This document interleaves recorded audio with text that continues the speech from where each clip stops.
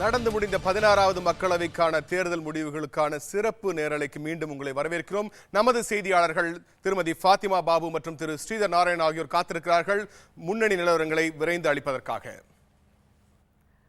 மக்களவை தேர்தல் 2014 முன்னணி நிலவரங்கள் வந்த வண்ணம் உள்ளன. பெரம்பலூர் தொகுதி நிலவரம் 5வது சுற்றிற்கு பிறகு அனைத்து இந்திய அண்ணா திராவிட முன்னேற்றக் கழக வேட்பாளர் திரு RP மருதுரைராஜ் மொத்தம் 1,22,043 வாக்குகள் பெற்றிருக்கிறார். அவரை அடுத்து பாரதிய ஜனதா கட்சியின் பச்சமுத்து அவர்கள் 70,155 வாக்குகள் பெற்றிருக்கிறார். இருவருக்கும் இடையிலான வாக்கு வித்தியாசம் 51,888. பெரம்பலூர் தொகுதியின் திரு RP மருதுரைராஜ் அவர்கள் 51,888 வாக்குகள் அதிகம் பெற்று 1,22,043 வாக்குகள் முன்னிலை வகிக்கிறார். பச்சமுத்து அவர்கள் 70,155 வாக்குகள். வேலூர் தொகுதி நிலவரம் 6வது சுற்றிற்கு பிறகு அனைத்திந்திய அண்ணா திராவிட முன்னேற்றக் கழக வேட்பாளர் திரு ப செங்குட்டுவன் 1,29,602 வாக்குகள் பெற்று முன்னணியில் இருக்கிறார். அவரை எதிர்த்து போட்டியிட்ட பாஜகவின் AC சண்முகம் 1,14,477 வாக்குகளை பெற்றிருக்கிறார். வித்தியாசம் 15,123 வாக்குகள்.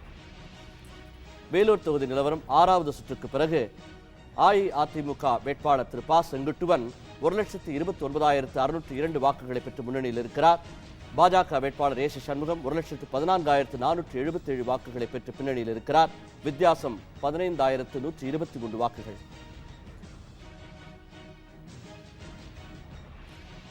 மதுரை தொகுதி நிலவரம் 5வது சுற்றிற்கு பிறகு அனைத்திந்திய அண்ணா திராவிட முன்னேற்றக் கழகத்தின் வேட்பாளர் திரு இரா கோபாலகிருஷ்ணன் மொத்தம் 1,10,547 வாக்குகள் பெற்று முன்னிலையில் உள்ளார். அவரை அடுத்து திமுகவை சேர்ந்த வ வேலுச்சாமி அவர்கள் 73,419 வாக்குகள் மட்டுமே பெற்றிருக்கிறார். இருவருக்கும் இடையிலான வாக்கு வித்தியாசம் 61,128. 5ஆம் சுற்றிற்கு பிறகு மதுரை தொகுதியில் அஇஅதிமுக வேட்பாளர் திரு இரா கோபாலகிருஷ்ணன் அவர்கள் திமுக வேட்பாளர் வ வேலுச்சாமி பெற்ற 73,419 வாக்குகளை விட 61,128 வாக்குகள் அதிகம் பெற்று 1,34,547 வாக்குகள் பெற்று முன்னணி வகிக்கிறார். திருச்சி தொகுதியை பற்றி 4வது சுற்றிற்கு பிறகு அனைத்திந்திய அண்ணா திராவிட முன்னேற்றக் கழக வேட்பாளர் திரு ப குமார் 1,93 வாக்குகளை பெற்று முன்னணியில் இருக்கிறார். திமுக வேட்பாளர் NMU அன்பழகன் 65,061 வாக்குகளை பெற்று பின்னடைவில் இருக்கிறார். வித்தியாசம் 35,032 வாக்குகள். திருச்சி தொகுதியை பொறுத்தவரை 4வது சுற்றிற்கு பிறகு அனைத்திந்திய அண்ணா திராவிட முன்னேற்றக் கழக வேட்பாளர் திரு ப குமார் அவர்கள் 35,032 வாக்குகள் வித்தியாசத்தில் 1,93,000 வாக்குகளை பெற்று முன்னணியில் இருக்கிறார். திமுக வேட்பாளர் அன்பழகன் 65,061 வாக்குகளை பெற்று பின்னடைவில் இருக்கிறார்.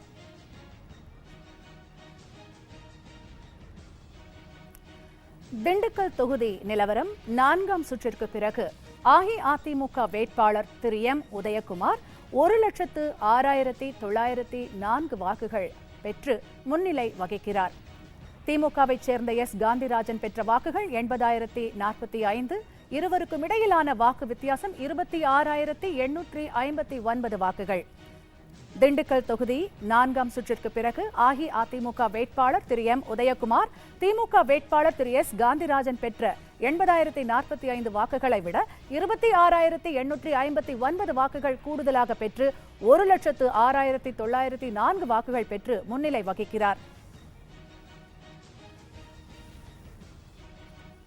கரூர் தொகுதியை பொறுத்தவரை 3ஆம் சுற்றிற்கு பிறகு அனைத்திந்திய அண்ணா திராவிட முன்னேற்றக் கழக வேட்பாளர் டாக்டர் மு தம்பிதுரை 94,703 வாக்குகளை பெற்று முன்னிலை வகிக்கிறார். திமுகவை சேர்ந்த மா சின்னசாமி 57,939 வாக்குகளை பெற்று பின்னடைவில் இருக்கிறார். வித்தியாசம் 36,764 வாக்குகள்.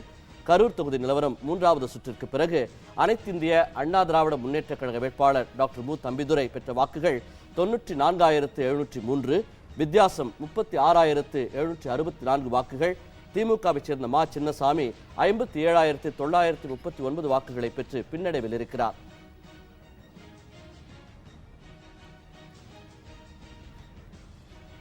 கள்ளக்குறிச்சியில் 5ஆம் சுற்றிற்கு பிறகு அஇஅதிமுக வேட்பாளர் காமராஜ் 1,34,849 வாக்குகள் பெற்று முன்னிலை வகிக்கிறார். அவரை தொடர்ந்து மணிமாறன் திமுக வேட்பாளர் 80,287 வாக்குகள் பெற்றிருக்கிறார். இருவருக்கும் இடையிலான வித்தியாசம் 54,562. கள்ளக்குறிச்சி தொகுதியில் 5ஆம் சுற்றிற்கு பிறகு அனைத்திந்திய அண்ணா திராவிட முன்னேற்றக் கழக வேட்பாளர் காமராஜ் தமக்கு அடுத்து திமுக வேட்பாளர் மணிமாறன் பெற்ற 80,287 வாக்குகளை விட 54,562 வாக்குகள் கூடுதலாக பெற்று 1,34,849 வாக்குகள் பெற்று முன்னிலை வகிக்கிறார். மயிலாடுதுறை தொகுதி நிலவரம் 3வது சுற்றிற்கு பிறகு அனைத்திந்திய அண்ணா திராவிட முன்னேற்ற கழக வேட்பாளர் திரு RK பாரதி மோகன் 77,680 வாக்குகளை பெற்று முன்னிலை வகிக்கிறார். வித்தியாசம் 42,454 வாக்குகளில் இருக்கிறது. ஹைதர் அலி 35,226 வாக்குகளை பெற்று பின்னடைவில் இருக்கிறார்.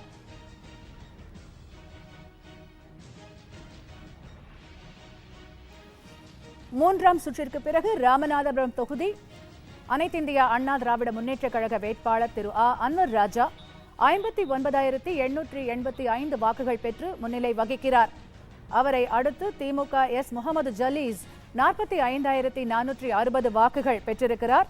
இருவருக்குமான வாக்கு வித்தியாசம் 14,425. ராமநாதபுரம் தொகுதி 3ஆம் சுற்றிற்கு பிறகு அஇஅதிமுக வேட்பாளர் திரு அன்வர் ராஜா திமுக வேட்பாளர் திரு முகமது ஜலீஸ் பெற்ற 45,460 வாக்குகளை விட 14,425 வாக்குகள் கூடுதல் பெற்று 59,885 வாக்குகள் பெற்று முன்னிலை வகிக்கிறார். மதிவாணன் விவாதத்தை தொடர்வார். நன்றி ஃபாத்திமா. தொடர்ந்து நாம் திரு பஷீர் அகமது பேசுவோம். பஷீர் அகமது ஏற்கனவே உங்களுக்கு சொன்ன மாதிரி முதலமைச்சருடைய இந்த நல்ல ஆட்சியில் நல்ல திட்டங்களை மக்கள் எந்த அளவிற்கு அனுபவித்திருக்கிறார்கள், எந்த அளவுக்கு அதை உள்வாங்கி இருக்கிறார்கள், அவருடைய செயல்பாடுகளை என்பது நன்றாக தெரிந்திருக்கிறது. நீங்கள் ஏற்கனவே சொன்னபடி பார்த்தீங்கன்னா 5 கட்சி கூட்டணி, 4 கட்சி கூட்டணி, எத்தனை சக்திகள் வந்தாலும் முதலமைச்சரோடு, அதாவது ஒரு இமாலய வெற்றியை முதலமைச்சர் அவர்கள் காண்பித்திருக்கிறார். தற்போது வெற்றி பெற்றுக் கொண்டிருக்கிறார். இதை எப்படி பார்க்கலாம்? முதல்வருடைய தனித்த வெற்றியை ஆரம்பத்தில் எப்படி தோன்றுகிறது என்றால், ஒரு தேர்தல் வந்துவிட்டால் கட்டமைப்பு, உள்கட்டமைப்பு, தேர்வாளர்கள் வேட்பாளர்கள் தேர்ந்தெடுக்கும் முறை, ஜாதிய முறை, அதற்கெல்லாம் மீறாக அதாவது வாரிசு அரசியல், இதெல்லாம் இல்லாமல் தனித்த ஒருவர் வேட்பாளராக தேர்ந்தெடுத்து அரசியல் செய்யாமல் ஆட்சி அமைப்பதனுடைய குறிக்கோளோடு செய்ததால் வேட்பாளர் தேர்வு முறையே ஜாதிய முறைப்படியோ அல்லது வாரிசு முறைப்படியோ இல்லாமல் அந்த பாகுபாடு இல்லாமல் தேர்ந்தெடுத்த முறையை மக்கள் மிகவும் விரும்புகிறார்கள் என்றுதான் இதனுடைய கருத்தாக கொள்ள முடியும். இந்த தேர்தல் முடிவை நாம் உள்வாங்கி பார்க்கும் பொழுது தமிழகத்தில் முதல்வர் அவர்களுடைய ஆட்சி முறையை இருக்கக்கூடிய அனைத்து மக்களும் முழுமையாக ஏற்றிருக்கிறார்கள் என்பதுதான் வரக்கூடிய முடிவுகள் நமக்கு தெளிவாக உணர்த்துகிறது. நிச்சயமாக தனி அரசு, நான் ஏற்கனவே சொன்னபடி சட்டமன்ற தேர்தல், உள்ளாட்சி தேர்தல், நாடாளுமன்ற, தமிழகத்தினுடைய வரலாற்றிலே இல்லாத அளவிற்கு இதற்கு முன்பு சட்டமன்ற தேர்தல் முடிவுகள் ஒரு மாதிரி இருந்தால் நாடாளுமன்ற தேர்தல் முடிவுகள் வேறு மாதிரி இருக்கும், உள்ளாட்சி தேர்தல் முடிவுகள் வேறு மாதிரி இருக்கும். ஆனால் ஒரே மாதிரி சொல்லி வைத்தார் போல், இன்னும் சொல்ல போனால் முதலமைச்சருடைய ஓட்டு வங்கி, அவருக்கான ஓட்டு வங்கி, அவர் மீது கொண்ட அன்பு மேலும் மேலும் தமிழக மக்கள் அவர் மீது கொண்ட அன்பை அதிகரித்துக் கொண்டே செல்கிறார் என்றுதான் அர்த்தம். இதுக்கு இது எப்படி பார்க்குறீங்க? இந்த ஓட்டு வங்கி நாளுக்கு நாள் அதிகரித்துக் கொண்டே செல்கிறது. இல்லை, இது நீங்கள் 2011 மாண்புமிகு புரட்சி தலைவி அம்மா அவர்கள் பெற்ற வாக்குகள், பெற்ற தொகுதியினுடைய எண்ணிக்கையை காட்டிலும் அடுத்து உள்ளாட்சி தேர்தலையும் நாம் அதே மாதிரி வெற்றி பெற்றோம். மிகப்பெரிய தமிழ்நாட்டு மக்கள் வரலாற்று சிறப்புமிக்க 2011 தீர்ப்பில் தந்து மாண்புமிகு புரட்சி தலைவி அம்மா அவர்கள் 3வது முறையாக பொறுப்பேற்ற உடனே நாட்டு மக்களுக்கு அவர்கள் செய்த திட்டங்கள், அவர்கள் ஆற்றிய அந்த நிர்வாக திறனுக்காக அடுத்தடுத்தது உள்ளாட்சி தேர்தலாக இருந்தாலும் கூட்டுறவு தேர்தலாக இருந்தாலும் அதற்கு அடுத்த இடைத்தேர்தல் இல்லை, எவ்வளவு மக்கள் அலையலையாக விரும்பி வாக்களித்து மாண்புமிகு புரட்சி தலைவி அம்மா அவர்களுடைய இந்த நல்லாட்சிக்கு, அவர்களுடைய திட்டத்திற்கு, அவர்களுடைய அறிவாற்றலுக்கு அந்த சாதனைகளுக்கு மேல் சாதனையை புரிந்து வருகிற புரட்சித் தலைவி அம்மா அவர்களுடைய கரத்தை வெளிப்படுத்துவதற்கு கிடைக்கின்ற வாய்ப்புகளை எல்லாம் மக்கள் பயன்படுத்துகிறாங்க. அது இடைத்தேர்தலாக இருக்கலாம், உள்ளாட்சி தேர்தலாக இருக்கலாம், கூட்டுறவு தேர்தலாக இருக்கலாம். இவைகளெல்லாம் ஒட்டுமொத்தமாக கிளர்ந்தெழுந்து இந்த நாடாளுமன்ற தேர்தலில் தமிழக அரசியல் வரலாற்றில், இந்திய அரசியல் வரலாற்றில் இல்லாத அளவிற்கு 37 இடங்களில் அனைத்து இந்திய அண்ணா திராவிட முன்னேற்ற கழகம் இரட்டையிலை புரட்சித் தலைவி அம்மா அவர்களுடைய அந்த தனித்த வரலாற்று சாதனை மிக்க அறிவு சார்ந்த உலகளாவிய அளவில் அரசியலில் மதிநுட்பமுள்ள ஒரு ஆட்சித்துறை தலைவர், மக்கள் தலைவர்னா நம்முடைய தமிழினத்தின் ஒரே தலைவர் நம்முடைய முதல்வர் புரட்சித் தலைவி அம்மா அவர்கள்தான் என்பதற்கு சான்றாக ஒட்டுமொத்த தமிழ் சமூகமும் 30 நாடாளுமன்ற தொகுதிகளிலும் தங்களுடைய மொத்த வாக்குகளையும் இயன்ற அளவு பதிவு செய்து 40 நாடாளுமன்ற தொகுதிகளையும் பதிவு செய்திருக்கிறாங்க. அதில் 37 நாடாளுமன்ற தொகுதியுடைய வாக்காளர் பெருமக்கள் லட்சக்கணக்கான வாக்குகள் வித்தியாசத்தில் நம்முடைய இரட்டை இலை சின்னத்தை, மாண்புமிகு புரட்சித் தலைவி அம்மாவுடைய சின்னத்தை வாக்களித்து மாண்புமிகு புரட்சித் தலைவி அம்மாவுடைய இந்த மக்கள் நல திட்டங்களுக்கு, சாதனைகளுக்கு வெகுமதியாய், பரிசாய் இந்த தேர்தலில் மக்கள் வாக்குகளை தந்திருக்கிறாங்க. இந்த தேர்தலில் இன்னும் வருகின்ற தேர்தல் இதில் இன்னும் கூடுதலாக இந்தியாவிலேயே மதவாத இயக்கங்கள் அந்த அலையெல்லாம் தகர்த்தெறிந்து விட்டு கடமை, கண்ணியம், கட்டுப்பாட்டை போதித்த பேரறிஞர் அண்ணா, புரட்சித் தலைவர் எம்ஜிஆர், கண்ணியமிக்க தலைவர் காயிதே மில்லத் அவர்கள், தந்தை பெரியார் கற்றுத்தந்த அந்த அரசியல் நோக்கத்தை, அந்த அரசியல் இலக்கை, நிர்வாக இலக்கை அடைவதற்கு நம்முடைய முதல்வர் புரட்சித் தலைவர் அம்மா அவர்கள் எடுத்துக்கொண்ட இந்த முயற்சி தான் இந்த வடநாட்டிலே ஏற்பட்டிருந்த அலையெல்லாம் தடுத்து நிறுத்தி தமிழகத்தில் ஒரே அலைதான் புரட்சித் தலைவி அம்மா அவர்கள். ஒட்டுமொத்த தமிழ் சமூகத்திற்கும் முதலமைச்சரும் புரட்சித் தலைவி அம்மா அவர்கள்தான், பிரதம அமைச்சரும் நம்முடைய முதல்வர் புரட்சித் தலைவி அம்மா அவர்கள்தான் தமிழர்களுக்கு என்பதை இந்த தேர்தலில் நம்முடைய வாக்குகளின் மூலமாக தமிழ்நாட்டு மக்கள் மிக வலிமையாக பதிவு செய்திருக்கிறார்கள் என்பதுதான் நம்முடைய தமிழர்களுக்கெல்லாம் சிறப்பு. அது நம்முடைய மாண்புமிகு புரட்சித் தலைவி அம்மா அவர்கள் நமக்கு கிடைத்திருக்கிற வரலாற்று பொக்கிஷம்.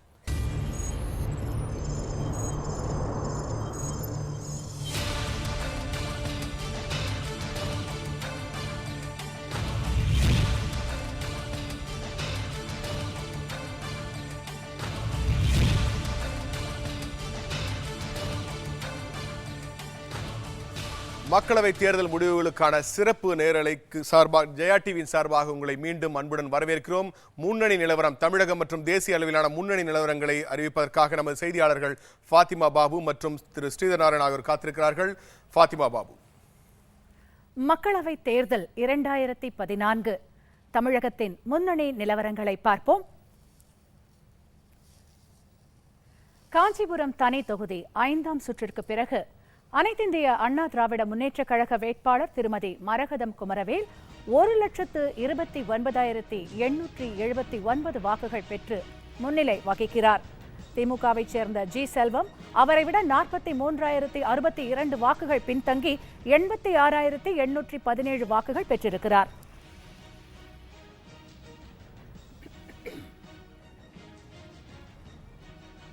காஞ்சிபுரம் தனித்தொகுதி நிலவரம் 5வது சுற்றிற்கு பிறகு அனைத்திந்திய அண்ணா திராவிட முன்னேற்ற கழக வேட்பாளர் திருமதி மரகதம் குமரவேல் 1,29,879 வாக்குகளை பெற்று முன்னிலையில் இருக்கிறார். திமுகவை சேர்ந்த ஜி செல்வம் 86,817 வாக்குகளை பெற்று பின்னடைவில் இருக்கிறார். வித்தியாசம் 43,062 வாக்குகள்.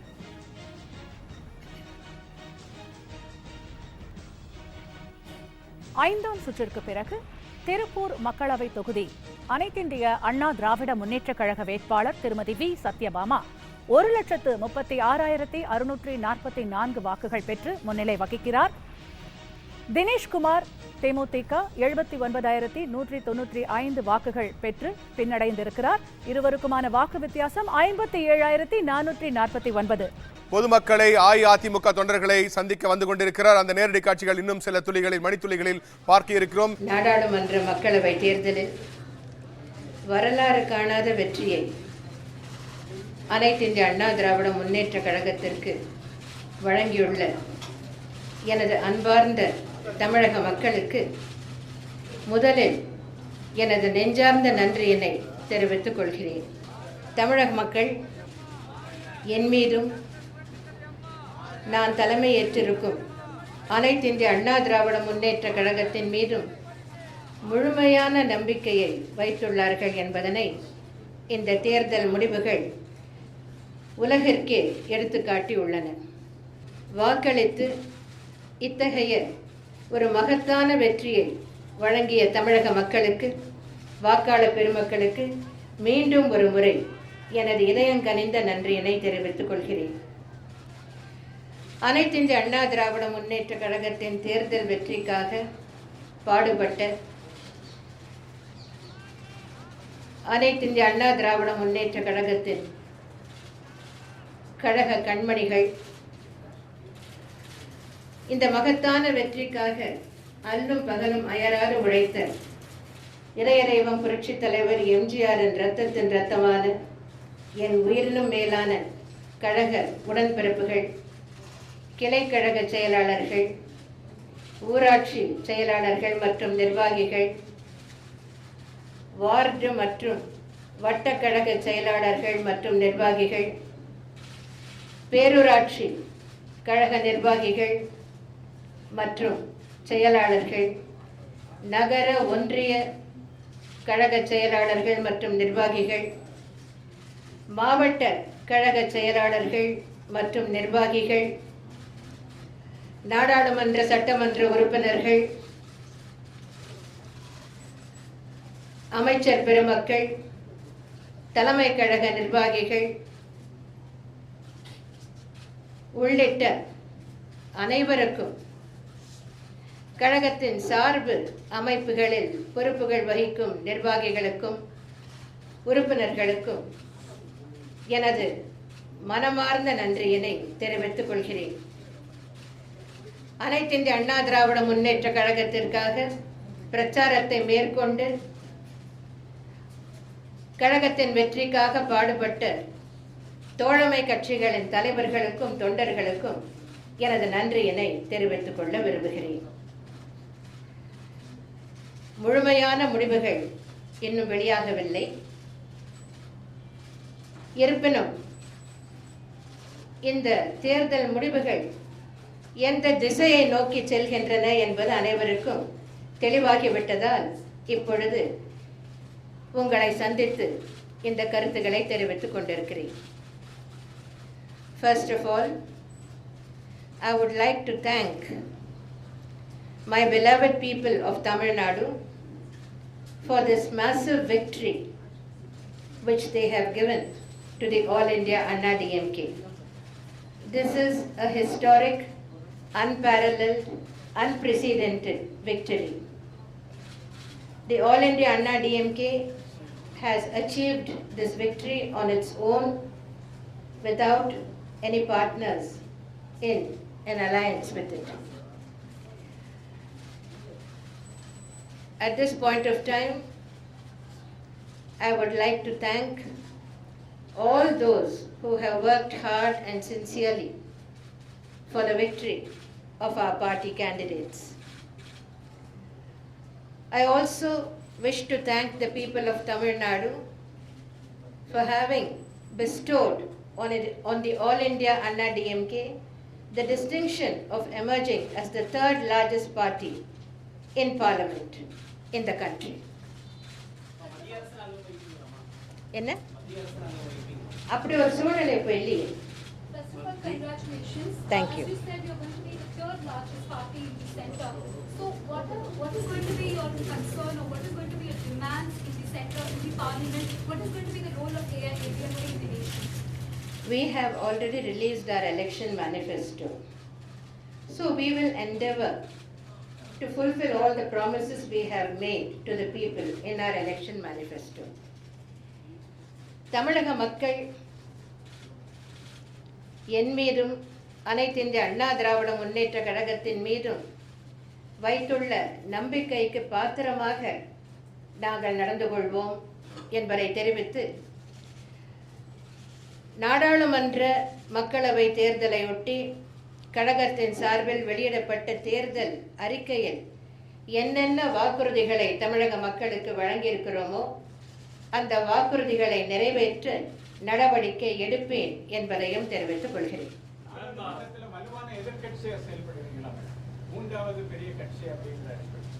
முழுமையான முடிவுகள் இன்னும் வரவில்லை. தற்போது இருக்கின்ற நிலவரப்படி the trends show that the All India Anna DMK is emerging as the third largest party. We will function as a responsible political party. People of this country have voted for ADMK இந்த மகத்தான வெற்றிக்கு உங்க கவர்மெண்ட்டுடைய performance தான் முக்கியமான காரணம். நிச்சயமாக கடந்த 3 ஆண்டு காலமாக பல மக்கள் நல திட்டங்களை நாங்கள் நிறைவேற்றியிருக்கிறோம். சதா சர்வகாலமும் மக்களை பற்றியே சிந்திக்கின்ற ஒரே இயக்கம் அனைத்து இந்திய அண்ணா திராவிட முன்னேற்ற கழகம் என்பதை பலமுறை நான் சொல்லியிருக்கிறேன். அதே போலவே மக்கள் நலனை பற்றி மட்டுமே சிந்திக்கின்ற மாநில அரசாக அனைத்து இந்திய அண்ணா திராவிட முன்னேற்ற கழக அரசு விளங்குகிறது. மக்களுக்காக எண்ணற்ற நலத்திட்டங்களை கொண்டு வந்து செயல்படுத்தி இருக்கிறோம். அந்த திட்டங்களின் பயன்கள் எல்லாம் மக்களை சென்றடைந்திருக்கின்றன. அதனால் மக்கள் தங்கள் மகிழ்ச்சியை, தங்கள் அங்கீகாரத்தை இந்த தேர்தல் முடிவுகளின் மூலம் தெரிவித்திருக்கிறார்கள். மக்கள் என் மீதும் கழகத்தின் மீதும் கொண்டுள்ள அளவு கடந்த அன்பை வெளிப்படுத்தி இருக்கிறார்கள் என்று எடுத்துக்கொள்கிறேன். Ma'am, in your campaign you have said that there will be a friendly government at the center. Now that the people of this country has elected a new government, what are your expectations from them, and do you think this will be a friendly government as far as the ADMK is concerned? You are asking me so many questions at a point when even the results have not yet fully been declared. In many of the constituencies, only about 5 rounds of counting have been completed. I wish the new government well. I wish the new Prime Minister well. And I hope the new government that will be formed at the center will be friendly towards Tamil Nadu.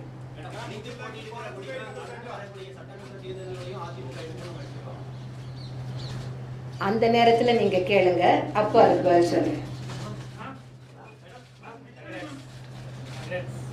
Thank you. முதலமைச்சர் செல்வி ஜெயலலிதா அவர்கள் தங்களுடைய நன்றியை தெரிவித்திருக்கிறார்கள். வாக்களித்த மக்களுக்கு, தன் மீது அன்பு கொண்ட தமிழக மக்களுக்கு தங்களது நன்றியை தெரிவித்திருக்கிறார். அந்த காட்சிகளை பார்த்தோம். அவர் தமிழக மக்கள் மட்டுமல்லாமல் அவரது வெற்றிக்காக பாடுபட்ட கட்சியினருக்கும் தோழமை கட்சியினருக்கும் தனது நன்றியினை தெரிவித்திருக்கிறார்கள். தொடர்ந்து மீண்டும் ஒருமுறை முதலமைச்சருடைய அந்த சிறப்பு பேட்டியை பார்க்கலாம். அதற்கு முன்னதாக நமது அரங்கத்திற்கு முன்னாள் அமைச்சரும் அஇஅதிமுகவின் மூத்த உறுப்பினருமான திரு பன்ருட்டி ராமச்சந்திரன் அவர்கள் நமது அரங்கத்திற்கு வந்திருக்கிறார்கள். அதே போன்று அஇஅதிமுகவின் தலைமை கழக பேச்சாளர் திரு ஆவடி குமார் நமது அரங்கத்திற்கு வந்திருக்கிறார்கள். தொடர்ந்து திரு பன்ருட்டி ராமச்சந்திரன் முதலமைச்சருடைய இந்த அவங்க ஏற்கனவே சொன்ன மாதிரி வரலாற்று சாதனை வெற்றி, வரலாற்று வெற்றி, இது இமாலய வெற்றின்னு சொல்றாங்க. இது பற்றி உங்களுடைய கருத்து? மாண்புமிகு முதலமைச்சர் அவர்களுடைய இந்த பேட்டி மிகவும் அற்புதமாக அமைந்துள்ளது. இதுவரையில் தமிழ்நாட்டின் வரலாற்றில் இல்லாத அளவுக்கு தமிழ்நாடு முழுக்க அனைத்திந்திய அண்ணா திராவிட முன்னேற்ற கழகத்தின் பக்கம் இருக்கிறது என்பதை எடுத்து காட்டுகிறது. அதே நேரத்தில் எந்தவிதமான அரசியல் கூட்டணியும் இல்லாமல் மாண்புமிகு முதலமைச்சர் புரட்சித் தலைவி அம்மா அவர்கள் தனித்து நின்று போட்டியிட்டார்.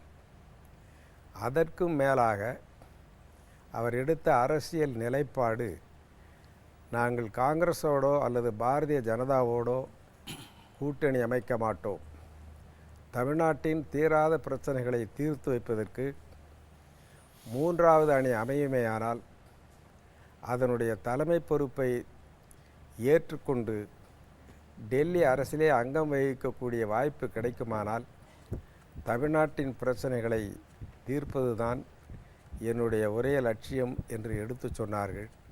இவற்றிற்கெல்லாம் கிடைத்த பரிசாகத்தான் இன்றைக்கு தமிழ்நாட்டு மக்கள், தமிழகம் புதுச்சேரியிலே உள்ளவர்கள் மட்டுமல்ல, உலகமெல்லாம் உள்ள தமிழ் மக்களும் இன்றைக்கு மாண்புமிகு புரட்சித் தலைவி அம்மா அவர்களின் பக்கம் நிற்கிறார்கள் என்பதைத்தான் இந்த தேர்தல் எடுத்து காட்டுகிறது. தொடர்ந்து பேசுவோம். திரு ஆவடி குமார், ஒரு அஇஅதிமுகவுடைய நிர்வாகியாக, ஒரு அஇஅதிமுகவின் தொண்டராக இந்த வெற்றியை, முதலமைச்சருடைய இந்த பேட்டியை எப்படி பார்க்கிறீர்கள்? அனைத்திந்திய அண்ணா திராவிட முன்னேற்ற கழகம் தமிழ்நாட்டில் எதிர்ப்பார் இல்லாத ஒரு மாபெரும் மக்கள் இயக்கம் என்பதை இந்த தேர்தல் உறுதிப்படுத்தி இருக்கிறது. 1967ஆம் ஆண்டுக்கு பிறகு தமிழ்நாட்டில் எந்த தனிப்பட்ட கட்சியும் தேர்தலில் போட்டியிடவே முடியாது என்ற நிலை இருந்த சூழ்நிலையில் அனைத்திந்திய அண்ணா திராவிட முன்னேற்ற கழகம் அந்த கடந்த கால வரலாறுகளை எல்லாம் முறியடித்து புரட்சித் தலைவி அம்மா அவர்கள் தமிழ்நாட்டில் அனைத்திந்திய அண்ணா திராவிட முன்னேற்ற கழகத்தை எதிர்ப்பதற்கே ஆள் இல்லை, எதிர்ப்பதற்கே கட்சிகள் இல்லை, தமிழ்நாட்டில் மாபெரும் மக்கள் தலைவியாக, மக்கள் ஏற்றுக்கொண்ட தலைவியாக, ஒரே தலைவியாக, ஒப்பற்ற தலைவியாக புரட்சித் தலைவி அம்மா அவர்கள் மட்டும் இருக்கிறார்கள் என்பதை இந்த தேர்தலில் நிரூபித்திருக்கிறார்கள்.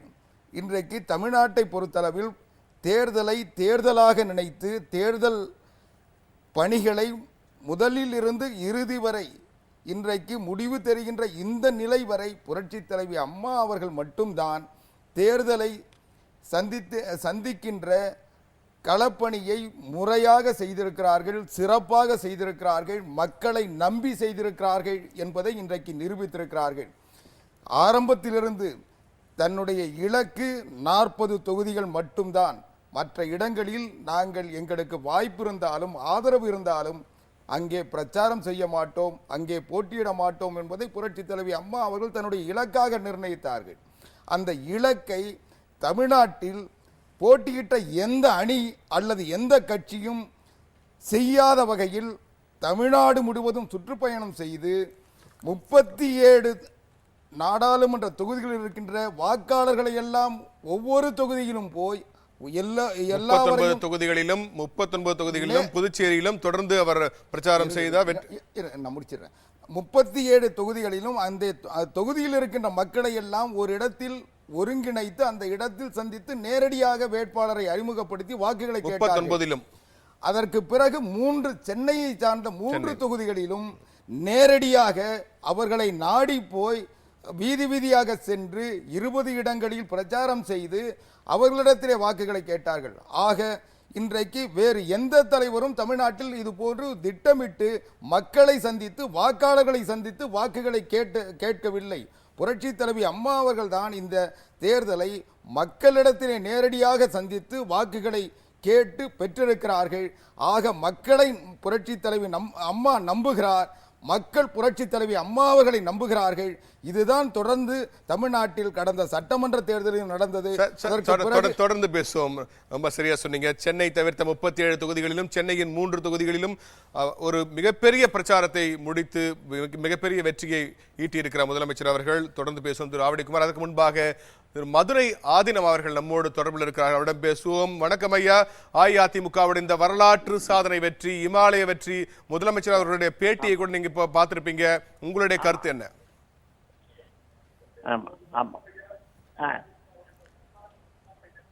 பேசலாம், நீங்க தொடர்ந்து பேசுங்க. மதிவாணன் ஆசீர்வாதம். நம்முடைய புரட்சி தலைவி அம்மா அவர்களுடைய அயராத உழைப்பு, இந்த நாட்டு மக்கள் மீது அவர்கள் வைத்திருக்கின்ற பற்றுதல், இந்த நாட்டை எல்லா வகைகளிலும் முன்னேற்ற வேண்டும் என்ற மிகுந்த ஆர்வம், இரவையும் பகலாக்கி உழைத்த அந்த உழைப்பானது இந்த மாபெரும் வெற்றியை தேடி தந்திருக்கிறது என்பது மாத்திரமல்லாமல் அம்மா அவர்களை மக்கள் நம்புகிறார்கள், முழு அளவிலே நம்புகிறார்கள், அம்மாவும் மக்களை நம்புகிறார்கள் என்ற அடிப்படையிலே பார்க்கிற போது இது பெரிய மாபெரும் வெற்றி என்பது மாத்திரமல்ல, வரலாற்று சிறப்புமிக்க வெற்றியாக இந்த அகில இந்திய அண்ணா திராவிட முன்னேற்ற கழகத்திற்கு நம்முடைய தமிழக மக்கள் மிக நிரந்தரமான அழகான உறுதியான வெற்றியை தேடி தந்திருக்கிறார்கள். இந்த வெற்றியின் மூலம் அம்மா அவர்கள் ஆற்றுகின்ற பணியானது இந்திய திருநாட்டினுடைய மக்களுக்காக பாடுபடக்கூடிய ஒரு மாபெரும் வெற்றியாக அமைந்திருக்கிறது. இந்த வெற்றியானது அவர்கள் பிரதமர் ஆகி இந்த பணியை எவ்வாறு செய்வார்களோ அந்த அளவிலே இந்த தமிழகத்தினுடைய மாபெரும் வெற்றியாக இது அமைந்திருக்கிறது. இது வருங்காலத்திலே இது பெரிய ஒரு மறுமலர்ச்சியை, இந்த நாட்டிலே மிகப்பெரிய ஒரு ஒளியை இந்த மக்களுக்காக, இந்த நாட்டு மக்களுக்காக அர்ப்பணிக்கக்கூடிய வெற்றியாக இது அமைந்திருக்கிறது. புரட்சி தலைவி அம்மா அவர்களை இந்த நாடே எதிர்பார்த்து கொண்டிருக்கிறது. இந்த நாடு எல்லா வகைகளிலும் நலம் பெறவும், எல்லா வகைகளிலும் இது வளம் பெறவும், இன்னும் சொல்லப்போனால் பயங்கரவாதம் தீவிரவாதம் ஒழியவும், விலைவாசி குறையவும், இன்னும் சொல்லப்போனால் இந்த மற்ற நாடுகளுடைய அச்சுறுத்தலை குறைக்கிடவும் இந்த மாபெரும் வெற்றி நமக்கு உற்ற துணையாக உறுதுணையாக அமையும் என்பதை இந்த நேரத்தில் எடுத்துக்காட்டி இந்த தமிழக மக்கள் அனைவருக்கும் நம்முடைய நன்றியை நல்ல ஆசீர்வாதத்தை நாங்கள் தெரிவித்துக் கொள்கிறோம் என்பதை இந்த நேரத்தில் சுட்டிக்காட்டி வெற்றி மேல் வெற்றி வந்து சேரும். அந்த வெற்றி இந்த மக்களையே சாரும், புரட்சித் தலைவி அம்மா அவர்களையே சாரும். அம்மா அவருடைய பெரும் சாதனைகளை மீண்டும் மீண்டும் இந்த நாடு எதிர்பார்த்து காத்துக் கொண்டிருக்கிறது என்பதை சொல்லி அனைவருக்கும் நம்முடைய நல்லாசைகளை தெரிவித்துக் கொள்கிறோம்.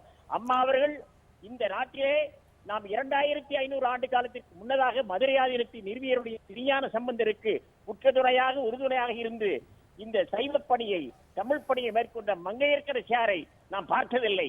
ஆனால் இரண்டாவது மங்கையர்க்கரசியாராக நம்முடைய புரட்சித் தலைவி அம்மா அவர்களை நாங்கள் காண்கிறோம்.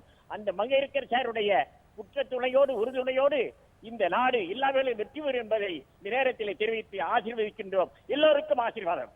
நன்றி நன்றி ஐயா. அதாவது கடந்த 250 ஆண்டுகளில் இல்லாத ஒரு மிகப்பெரிய தலைவராக உள்ளார் நமது முதலமைச்சர் செல்வி ஜெயலலிதா அவர்கள் என்று மதுரை ஆதீனம் புகழ் பாராட்டு தெரிவிக்கிறார். அவர் அனைவருக்கும் வாழ்த்துக்களை தெரிவித்திருக்கிறார். தொடர்ந்து முதலமைச்சர் அவர்கள் சற்று நேரத்திற்கு முன்பு தனது இல்லத்திற்கு வெளியே செய்தியாளர்களை சந்தித்தார்.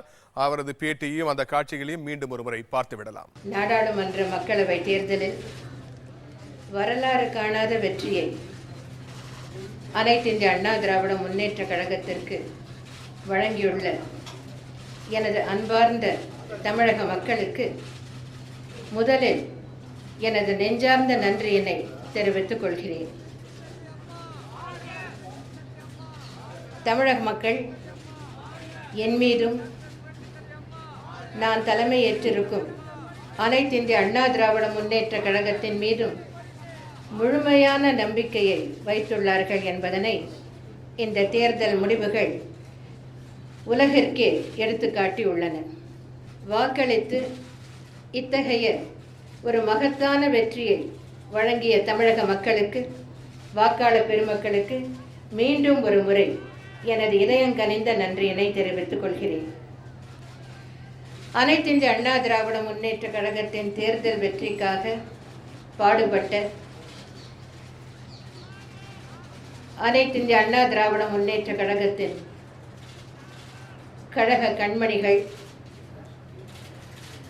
இந்த மகத்தான வெற்றிக்காக அல்லும் பகலும் அயராது உழைத்த இதய தெய்வம் புரட்சித் தலைவர் எம்ஜிஆரின் இரத்தத்தின் இரத்தமான என் உயிரினும் மேலான கழக உடன்பிறப்புகள், கிளைக்கழக செயலாளர்கள், ஊராட்சி செயலாளர்கள் மற்றும் நிர்வாகிகள், வார்டு மற்றும் வட்டக்கழக செயலாளர்கள் மற்றும் நிர்வாகிகள், பேரூராட்சி கழக நிர்வாகிகள் மற்றும் செயலாளர்கள், நகர ஒன்றிய கழக செயலாளர்கள் மற்றும் நிர்வாகிகள், மாவட்ட கழக செயலாளர்கள் மற்றும் நிர்வாகிகள், நாடாளுமன்ற சட்டமன்ற உறுப்பினர்கள், அமைச்சர் பெருமக்கள், தலைமை கழக நிர்வாகிகள் உள்ளிட்ட அனைவருக்கும், கழகத்தின் சார்பு அமைப்புகளில் பொறுப்புகள் வகிக்கும் நிர்வாகிகளுக்கும் உறுப்பினர்களுக்கும் எனது மனமார்ந்த நன்றியினை தெரிவித்துக் கொள்கிறேன். அனைத்து இந்திய அண்ணா திராவிட முன்னேற்ற கழகத்திற்காக பிரச்சாரத்தை மேற்கொண்டு கழகத்தின் வெற்றிக்காக பாடுபட்ட தோழமை கட்சிகளின் தலைவர்களுக்கும் தொண்டர்களுக்கும் எனது நன்றியினை தெரிவித்துக் கொள்ள விரும்புகிறேன். முழுமையான முடிவுகள் இன்னும் வெளியாகவில்லை. இருப்பினும் இந்த தேர்தல் முடிவுகள் எந்த திசையை நோக்கி செல்கின்றன என்பது அனைவருக்கும் தெளிவாகிவிட்டதால் இப்பொழுது உங்களை சந்தித்து இந்த கருத்துக்களை தெரிவித்துக் கொண்டிருக்கிறேன். First of all, I would like to thank my beloved people of Tamil Nadu for this massive victory which they have given to the All India Anna DMK. This is a historic, unparalleled, unprecedented victory. The All India Anna DMK has achieved this victory on its own without any partners in an alliance with it. At this point of time, I would like to thank all those who have worked hard and sincerely for the victory of our party candidates. I also wish to thank the people of Tamil Nadu for having bestowed on the All India Anna DMK the distinction of emerging as the third largest party in parliament in the country. என்ன அப்படி ஒரு சூழ்நிலை இப்போ இல்லையே. First of all, congratulations. Thank you. As you said, you're going to be the third largest party in the center.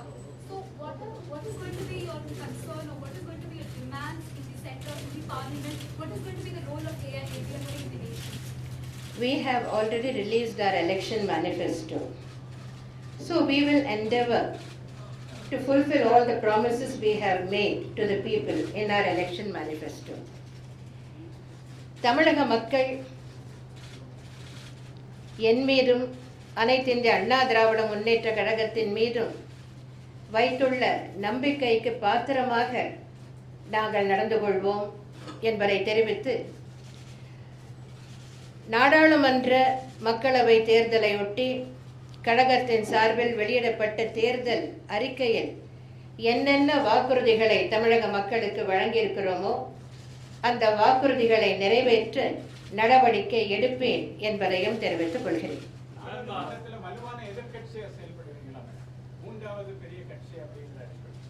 முழுமையான முடிவுகள் இன்னும் வரவில்லை.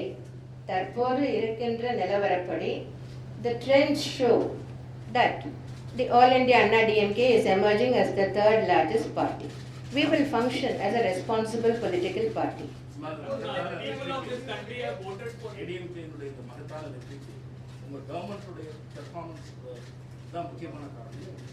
நிச்சயமாக கடந்த 3 ஆண்டு காலமாக பல மக்கள் நல திட்டங்களை நாங்கள் நிறைவேற்றியிருக்கிறோம். சதா சர்வகாலமும் மக்களை பற்றியே சிந்திக்கின்ற ஒரே இயக்கம் அனைத்து இந்திய அண்ணா திராவிட முன்னேற்ற கழகம் என்பதை பலமுறை நான் சொல்லியிருக்கிறேன். அதே போலவே மக்கள் நலனை பற்றி மட்டுமே சிந்திக்கின்ற மாநில அரசாக அனைத்து இந்திய அண்ணா திராவிட முன்னேற்ற கழக அரசு விளங்குகிறது. மக்களுக்காக எண்ணற்ற நலத்திட்டங்களை கொண்டு வந்து செயல்படுத்தி இருக்கிறோம். அந்த திட்டங்களின் பயன்கள் எல்லாம் மக்களை சென்றடைந்திருக்கின்றன. அதனால் மக்கள் தங்கள் மகிழ்ச்சியை, தங்கள் அங்கீகாரத்தை இந்த தேர்தல் முடிவுகளின் மூலம் தெரிவித்திருக்கிறார்கள். மக்கள் என் மீதும் கழகத்தின் மீதும் கொண்டுள்ள அளவு கடந்த அன்பை வெளிப்படுத்தி இருக்கிறார்கள் என்று எடுத்துக்கொள்கிறேன். Ma'am, in your campaign you have said that there will be a friendly government at the center. Now that the people of this country has elected a new government, what are your expectations from them, and do you think this will be a friendly government as far as the ADMK is concerned? You are asking me so many questions at a point when even the results have not yet fully been declared. In many of the constituencies, only about 5 rounds of counting have been completed. I wish the new government well. I wish the new Prime Minister well. And I hope the new government that will be formed at the center will be friendly towards Tamil Nadu. Thank you. Thank you. முதலமைச்சரின் விரிவான பேட்டியை பார்த்தோம்.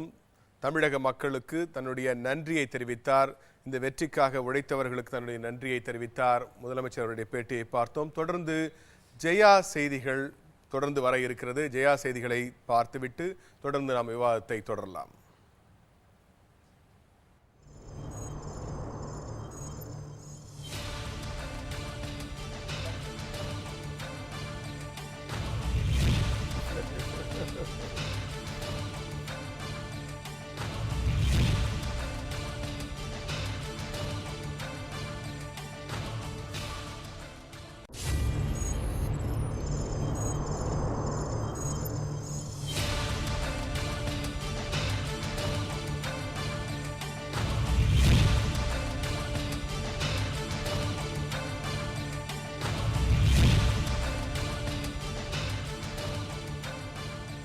ஜெயா டிவியின் தேர்தல் சிறப்பு நேரலைக்கு மீண்டும் உங்களை அன்போடு வரவேற்கிறோம். நமது அரங்கிற்கு அஇஅதிமுகவின் மூத்த உறுப்பினர் முன்னாள் அமைச்சர் திரு பண்ருட்டி ராமச்சந்திரன் அவர்கள் நமது அரங்கத்திற்கு வந்திருக்கிறார். அதேபோன்று புரட்சி பாரதம் கட்சியின் தலைவர் திரு பூவை ஜெகன்மூர்த்தி வந்திருக்கிறார்.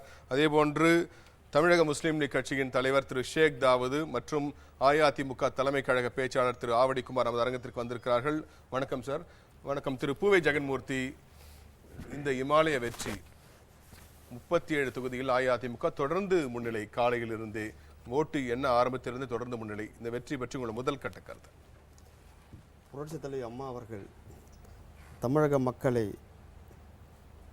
நம்பிக்கையோடு தன்னுடைய 3 ஆண்டு ஆட்சியில் செய்த சாதனைகளை மக்களிடத்தில் எடுத்து சொல்லி அந்த சாதனைகளுக்காக மக்களுக்கு ஒவ்வொரு திட்டங்களாக அறிமுகப்படுத்தி அந்த திட்டங்களை எல்லாம் செயல்படுத்தி மக்கள் அனுபவிக்கின்ற அந்த சூழல் நன்றியோடு நாம் அம்மா அவர்களுக்கு இந்த தேர்தல் நேரத்திலே நம்முடைய தலையாய கடமையை காணிக்கையாக்க வேண்டும் என்ற எண்ணத்தில்தான் ஒட்டுமொத்த தமிழக மக்களும் புரட்சித் தலைவி அம்மா அவர்களுக்கு தன்னுடைய நன்றி கடனாக வாக்கை பதிவு செய்திருக்கிறார்கள். தொடர்ந்து பேசுவோம். திரு பூவை ஜெகன்மூர்த்தி, திரு ஷேக் தாவூது, மிகப்பெரிய வெற்றி. நான் காலையில் கேட்டேன், சிறுபான்மை மக்கள் மட்டுமல்ல, ஜாதி மதம் பார்க்காமல் அனைவருமே முதலமைச்சருக்கு மீதான அன்பை வெளிப்படுத்தி இருக்கிறார்கள் என்று சொன்னார்கள். முதலமைச்சரும் தங்களுடைய நன்றியினை தெரிவித்திருக்கிறார்கள். உங்களுடைய கருத்து இந்த வரலாற்று சாதனை வெற்றி பற்றி? இல்லை, அது இது எப்படின்னு சொன்னாக்கும் நீங்கள் ஒரு விஷயத்தை தெளிவாக பார்க்கணும். இதுவரையும் தமிழகத்தில் இது மாதிரி ஒரு முதல்வரை நம்ம பார்த்ததில்லை. அதுக்கு முன்னால் நீங்கள் பார்க்கணும் அப்படின்னு சொன்னால் புரட்சித் தலைவர் எம்ஜிஆர் இருந்திருக்காங்க. எம்ஜிஆருக்கு அப்புறம் மக்களை நேசிக்கக்கூடிய ஒரு முதல்வர்னு சொன்னால் தமிழக முதல்வர் புரட்சித் தலைவி அம்மா அவர்கள் தான். ஆகவே இதில் ஜாதி மதங்களுக்கு அப்பாற்பட்டு இந்த முறை என்ன மக்கள் நினச்சிட்டாங்க அப்படின்னு சொன்னால், இவங்க கண்டினியூவாக இருக்கணும், அதே நேரத்தில் மத்தியினுடைய ஆட்சி அதிகாரம் அம்மாவுக்கு வேணும்னு மக்கள் விரும்பினாங்க. அம்மா இல்லை, மக்கள் விரும்பினாங்க. அப்போ அதன் காரணமாக என்ன பண்ணியிருக்காங்கன்னு சொன்னால், எல்லா மக்களும் சேர்ந்து தமிழர்கள், அதாவது ஒட்டுமொத்த தமிழர்களும், அதாவது இதில் ஜாதி அது இது எல்லாமே கிடையாது, இது அரசியல், ஒட்டுமொத்த தமிழர்களும் நல்லாட்சி வேணும், மக்களாட்சி வேணும், மக்களுக்காக வாழக்கூடிய ஒரு மாண்புமிகு தமிழக முதல்வர் புரட்சித் தலைவி அம்மா அவர்கள் எல்லா மேடையிலையும் சொல்லியிருக்காங்க மக்களுக்காக நான். அதை மக்கள் ஏற்றிருக்காங்க. அதுக்கு மேலே என்ன அப்படின்னு கேட்டிங்கன்னா, இதுக்கு முன்னால் ஆண்டவர்கள் எல்லாம் அரசியல் பண்ணியிருக்காங்களே தவிர மக்களாட்சி பண்ணலை. அம்மா மாத்திரம்தான் மக்களாட்சி பண்ணியிருக்காங்க. அதனால மக்கள் அவங்களுக்கு வாக்களித்திருக்காங்க. 40 தொகுதியுமே மக்கள் அம்மாவுக்காக வாக்களிச்சிருக்காங்கிறதுல எந்த ஒரு மாற்று கருத்தும் இல்லை. அதனால இனிமே தமிழ்நாட்டை பொறுத்தவரையும் இந்த ஜாதிய அரசியல்லாம் பண்ண முடியாது. அம்மா இருக்க வரையும் அம்மா தான் எதை வேண்டாலும் செய்ய முடியும். அம்மா தான் தமிழர்களுடைய தலைவி, தலைவர் எல்லாமே. அம்மா இல்லைன்னா இங்கே எதுவுமே இல்லைங்கிற நிலவரம் தான் இனி போகிற காலங்கள்ல எல்லாம் நடக்குங்கிறத கண்கூடாக நாங்கள் 40 தொகுதியிலையும் பார்க்க முடிஞ்சது. நிச்சயமா உங்களுடைய கருத்துக்கு நன்றி. திரு பண்ருட்டி ராமச்சந்திரன் ஐயா, அதாவது திரு ஷேக் தாவூத் அவர்கள் சொன்னபடி ஜாதிக்கு இனிமேல் இடமில்லை அப்படின்னு சொன்னாங்க. ஆனால் குறிப்பாக வட மாவட்டங்களில் வன்னியர்களுடைய ஓட்டு அந்நியருக்கு இல்லை, இந்த மாதிரி பிரச்சாரம்லாம் மீண்டும் கிளப்பப்பட்டது. இதெல்லாம் எங்கே போனது? அதாவது நீங்கள் பார்த்துருப்பீங்க, வலுவான கூட்டணி வட மாவட்டத்தை பொறுத்த வரைக்கும் தேமுதிக இணைஞ்சிட்டாங்க, பாமக இணைஞ்சிட்டாங்க, இப்படிலாம் கருத்துக்கள் முன்வைக்கப்பட்டது, வெற்றி கூட்டணி சொல்லப்பட்டது. இதெல்லாம் எங்கே போனதுன்னு நினைக்கிறீங்க? பொதுவாக அப்படி ஒரு தவறான கருத்து, வன்னியர்கள் ஓட்டு அந்நியருக்கு இல்லைன்னு அந்த ஜாதி வெறியை தூண்டணும்னு நினச்ச ஒரு சில தலைவர்கள் போட்ட கோஷமே தவிர உண்மை அது அல்ல. இல்லை, இன்னும் சொல்ல போனா அஇஅதிமுக மட்டும்தான், முதலமைச்சர் செல்வி ஜெயலலிதா அவர்கள் மட்டும்தான் 8 அந்த சமுதாயத்தை சேர்ந்த 8 பேருக்கு இந்த தேர்தலில் போட்டியிட வாய்ப்பு கொடுத்துருக்காங்க. பாமக மற்ற எந்த கட்சிகள் அந்த அளவுக்கு கொடுக்கவில்லை என்றுதான் நிஜம். இல்லை, அது ஒரு கோணத்தில் பார்க்குறோம். ஆனால் அதே நேரத்தில் நம்ம மாண்புமிகு முதலமைச்சர் அவர்கள் ஜாதி மதம் பார்த்து கொடுக்கல. அவங்க எந்தெந்த தொகுதிக்கு யாருனால போடணுங்கிறத அவங்களே தீர்மானித்து அவங்களுடைய உழைப்பை வச்சு அவங்க செல்வாக்கை வச்சு அவங்களே தான் தீர்மானித்தாங்க. அதனுடைய விளைவு 8 வன்னியர்களால் வந்திருக்கலாமே ஒழிய அவங்க ஜாதி எல்லாம் பார்க்கல. என்னை பொறுத்தவரையில் என் அனுபவத்தை வச்சே நான் சொல்கிறேன், வன்னியர்கள் ஜாதியை கூட பார்க்கல. அதை சில பேர் தங்கள் சுயநலத்துக்கு பயன்படுத்தினாங்க. குறிப்பாக பாட்டாளி மக்கள் கட்சி அதை பயன்படுத்துகிறாங்க. அது ஒரு காலத்தில் அவங்களுக்கு போதுமான ஒதுக்கீடு இல்லைங்கிற கோரிக்கை இருந்த பொழுது அந்த நீதிக்காக போராடின நேரத்தில் அதுக்கு ஒரு ஆதரவு இருந்தது. இப்போ வர வர அது குடும்ப கட்சிகள் ஆயிட்டுதுங்கிறது எல்லாருக்கும் தெரிஞ்சு போச்சு.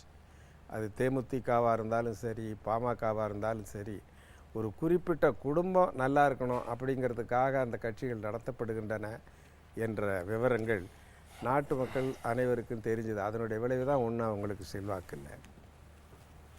நிச்சயமா சார், தொடர்ந்து பேசலாம். தொடர்ந்து முன்னணி நிலவரங்கள் வந்து கொண்டிருக்கிறது. தமிழகத்தில் 37 தொகுதிகளில் தொடர்ந்து அஇஅதிமுக முன்னிலையில் இருக்கிறது. காலை முதலே வாக்கு எண்ணத் தொடங்கியதிலிருந்து அஇஅதிமுக தொடர்ந்து முன்னிலையில் இருக்கிறது. தொடர்ந்து பல்வேறு ஊர்களிலிருந்து நமது செய்தியாளர்கள் தகவல்களை தொலைபேசி வாயிலாகவும் நேரலையில் வந்தும் தங்கள் தகவல்களை தெரிவிக்க காத்திருக்கிறார்கள். அதற்கு முன்னதாக மீண்டும் நாம் திரு ஆவடிக்குமாரிடம் பேசுவோம். சார் சொன்ன மாதிரி ஜாதி மதங்கள் எல்லாத்தையுமே கடந்து மக்கள் இந்த மிகப்பெரிய ஓட்டளிச்சிருக்காங்க. மீண்டும் மீண்டும் இந்த விஷயங்கள் எதை காட்டுகிறது? முதலமைச்சருடைய தொடர் வெற்றிகள் எந்த ஒரு பிரச்சனையாக இருந்தாலும் பார்த்தீங்கன்னா, முல்லை பெரியார் பிரச்சனையாகட்டும், காவிரி பிரச்சனையாகட்டும், என்எல்சி விஷயத்தில் மத்திய அரசிடமிருந்து பங்குகளை போராடி பெறுவது, 5% பங்குகளை போராடி 30,000 தொழிலாளர் தானே என்று விட்டுவிடாமல் ஏதோ மேம்போக்காக அந்த விஷயத்தை எடுத்து ஒரு பேச்சுக்காக சொல்லாமல் சட்ட போராட்டத்தை நடத்துகிறார். இந்த விஷயங்களுக்கெல்லாம் கிடைத்த வெற்றியாக பார்க்கலாமா? இல்லை, பொதுவாகவே புரட்சித் தலைவி அம்மா அவர்கள் மீது தமிழ்நாட்டு மக்கள் வைத்திருக்கின்ற நம்பிக்கை மட்டுமல்லாமல், இன்றைக்கு புரட்சித் தலைவி அம்மா அவர்கள் மட்டும்தான் தமிழ்நாட்டினுடைய உரிமைகளை காப்பாற்ற முடியும். தமிழ்நாடு இந்திய துணைக்கண்டத்தில் வஞ்சிக்கப்பட்ட மாநிலமாக, பாதிக்கப்பட்ட மாநிலமாக, புறக்கணிக்கப்பட்ட மாநிலமாக இன்றைக்கு தமிழ்நாடு பாதிக்கப்பட்ட சூழ்நிலையில் கடந்த ஆட்சியாளர்கள் தமிழ்நாட்டை ஆண்டவர்களாக இருந்தாலும் மத்தியில் அங்கம் வகித்த திமுக போன்ற கட்சிகள் தொடர்ந்து தமிழ்நாட்டுக்கு வஞ்சகத்தையும் துரோகத்தையும் காங்கிரசின் துணையோடு செய்து கொண்டிருந்தன. அந்த நிலையிலிருந்து தமிழ்நாட்டை மீட்க வேண்டும் என்றால் அதற்காக போராடுகின்ற போராளியாக புரட்சித் தலைவி அம்மா அவர்களை இந்த தமிழகத்து மக்கள் ஒட்டுமொத்தமாக நம்புகிறார்கள். புரட்சித் தலைவி அம்மா அவர்கள் ஒருவர் மட்டும்தான் தமிழ்நாட்டினுடைய பறிக்கப்பட்ட உரிமைகள், தமிழ்நாட்டு மக்களுடைய தேவைகள், இந்திய அரசாங்கத்தால் தமிழ்நாட்டிற்கு தொடர்ந்து இழைக்கப்பட்டிருக்கின்ற துரோகங்கள் இன்றைக்கு மீட்கப்பட வேண்டும் என்றால் புரட்சித் தலைவி அம்மா அவர்கள்தான் சரியான பார்வையோடு, உறுதியான நிலைப்பாட்டோடு, சட்ட நுணுக்கத்தோடு, சட்ட அமைப்புகளை முறையாக அணுகி உரிய வாதங்களை எடுத்து வைத்து அதை போராடி வெற்றி பெறுகின்ற ஆற்றலை பெற்றவர் புரட்சித் தலைவி அம்மா அவர்கள் மட்டும்தான் என்பதை தமிழ்நாட்டு மக்கள் இன்றைக்கு நம்புகிறார்கள். இன்றைக்கு தமிழ்நாடு தொடர்ந்து இந்திய துணைக்கண்டத்தில் ஒரு மேன்மையான இடத்தை பெற வேண்டும் என்றால் மாநில அரசாங்கத்தினுடைய அதிகாரங்கள் மட்டும் போதாது, மத்திய அரசாங்கத்தினுடைய ஆதரவு தேவை. மத்திய அரசாங்கம் நமக்கு நன்மை செய்யவில்லை என்றாலும் மத்திய அரசாங்கம் நமக்கு செய்கின்ற துரோகங்களில் இருந்து தமிழ்நாட்டை மீட்க வேண்டும் என்றால் மத்திய அரசாங்கத்தோடு நெருக்கமாக இருந்து அவர்கள் தருகின்ற பதவிகளை வகித்து பெற்றுக்கொண்டு அதிலே கொள்ளையடித்து சிறைசாலைக்கு போகின்ற பணியை கடந்த 15 ஆண்டுகளாக திமுக செய்திருக்கிறது. அப்படிப்பட்ட நிலையை இன்றைக்கு அனைத்து இந்திய அண்ணா திராவிட முன்னேற்ற கழகம் ஒன்றுதான் மாற்ற முடியும். இன்றைக்கு இந்திய அரசியலை பொறுத்தளவில் இதுவரை தமிழ்நாட்டில் அனைத்து இந்திய அண்ணா திராவிட முன்னேற்ற கழகம் மிகப்பெரிய மக்கள் சக்தி வாய்ந்த ஒரே கட்சியாக இருந்தது. ஆனால் இன்றைக்கு இந்த தேர்தலின் வாயிலாக இந்தியாவில் காங்கிரஸ், பாரதிய ஜனதா 2 கட்சிகளுக்கு மாற்றான 3வது சக்தியாக இன்றைக்கு இந்திய அரசியலில், இந்திய நாடாளுமன்றத்தில் இந்த தேர்தலின் வாயிலாக உருவாகி இருக்கிறது.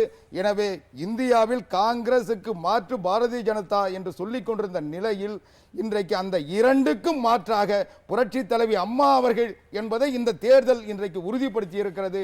இன்றைக்கு புரட்சி தலைவி அம்மா அவர்கள் தமிழகத்தை மட்டும் களமாக வைத்து தேர்தல் பணிகளை வடிவமைத்ததனுடைய விளைவு இன்றைக்கு தமிழகத்தை ஒட்டுமொத்தமாக வென்றிருக்கிறோம். இதே நிலையை புரட்சி தலைவி அம்மா அவர்கள் தேர்தலுக்கு முன்னால் இந்தியாவை தன்னுடைய களமாக வைத்து ஒரு அணியை உருவாக்கி இருந்தால் இன்றைக்கு பாரதிய ஜனதா கட்சி என்பது வெற்றி என்பது இன்றைக்கு எப்படி ஆந்திராவோடு தடுத்து நிறுத்தப்பட்டு தமிழ்நாட்டில் நுழைய விடாமல் விரட்டி அடிக்கப்பட்டதோ இது போன்ற நிலையை இந்தியாவில் உருவாக்கி இருக்க முடியும். தொடர்ந்து பேசுவோம் திரு ஆவடிக்குமார். தொடர்ந்து பல்வேறு தலைவர்களுடைய கருத்துக்களை பார்த்தோம். தொடர்ந்து முன்னணி நிலவரங்கள் வந்து கொண்டே இருக்கிறது. அஇஅதிமுக தொடர்ந்து முன்னிலையில் இருக்கிறது. முன்னணி நிலவரம் பற்றி அறிவிப்பதற்காக தெரிவிப்பதற்காக நமது செய்தியாளர்கள் காத்து கொண்டிருக்கிறார்கள். திருமதி ஃபாத்திமா பாபு மற்றும் திரு ஸ்ரீதர் நாராயணன் தொடர்வார்கள். நன்றி மதிவாணன். வெற்றி செய்திகள் வந்த வண்ணம் உள்ளன. தமிழகத்தில் தற்போதைய முன்னணி நிலவரம். விழுப்புரம் தனி தொகுதி 6ஆம் சுற்று இறுதியில் அஇஅதிமுக வேட்பாளர் திரு எஸ் ராஜேந்திரன் 1,45,990 வாக்குகள் பெற்று முன்னிலை வகிக்கிறார். அவருக்கு அடுத்தபடியாக 55,647 வாக்குகள் பின்தங்கி திமுக வேட்பாளர் சோ முத்தையன் 90,343 வாக்குகள் பெற்று பின்னடைவடைந்திருக்கிறார். மத்திய சென்னை தொகுதி நிலவரம். 8வது சுற்றுக்கு பிறகு அனைத்திந்திய அண்ணா திராவிட முன்னேற்ற கழக வேட்பாளர் திரு SR விஜயகுமார் 1,83,417 வாக்குகளை பெற்று முன்னிலையில் இருக்கிறார்.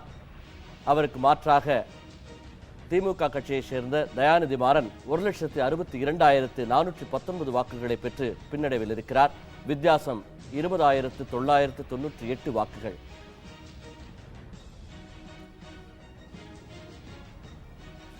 வடசென்னை தொகுதியை பொறுத்தவரை அஇஅதிமுக வேட்பாளர் திரு TG வெங்கடேஷ் பாபு 1,08,887 வாக்குகள் பெற்று அவருக்கு அடுத்தபடியாக திமுக வேட்பாளர் R கிரிராஜன் பெற்ற 77,754 வாக்குகளை விட 31,133 வாக்குகள் அதிகம் பெற்று முன்னிலை வகிக்கிறார்.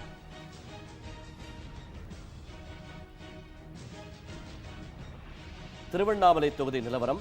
7வது சுற்றிற்கு பிறகு அனைத்திந்திய அண்ணா திராவிட முன்னேற்ற கழக வேட்பாளர் திருமதி R வனரோஜா 1,84,375 வாக்குகளை பெற்று முன்னிலையில் இருக்கிறார். வித்தியாசம் 61,825 வாக்குகளை பெற்று திமுகவை சேர்ந்த CN அண்ணாதுரை 1,22,550 வாக்குகளை பெற்று பின்னடைவில் இருக்கிறார்.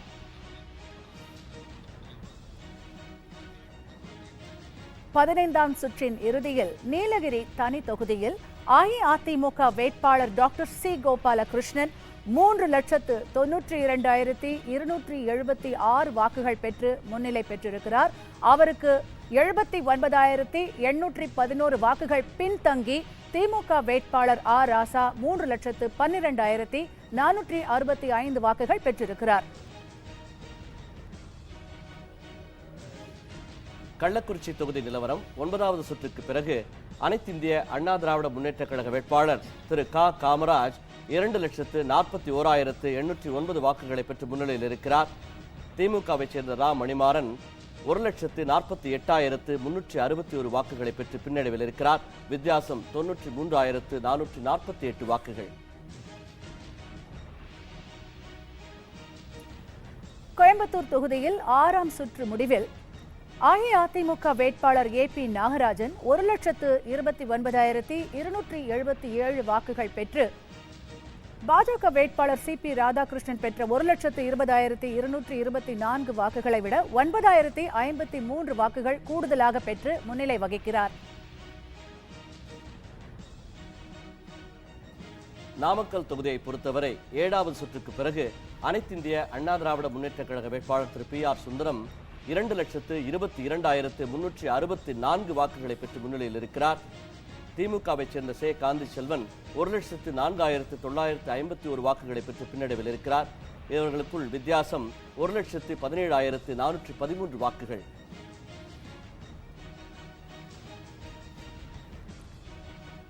ஐந்தாம் சுற்றின் இறுதியில் தேனி தொகுதியில் அஇஅதிமுக வேட்பாளர் R பார்த்திபன் 1,49,791 வாக்குகள், அதாவது திமுகவை சேர்ந்த பொன் முத்துராமலிங்கம் பெற்ற 65,433 வாக்குகளை விட 84,358 வாக்குகள் கூடுதலாக பெற்று முன்னிலை வகிக்கிறார்.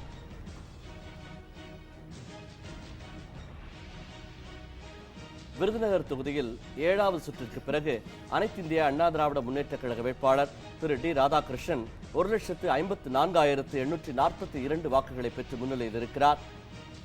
வைகோ 1,02,070 வாக்குகளை பெற்று பின்னடைவில் இருக்கிறார். வித்தியாசம் 52,772 வாக்குகள்.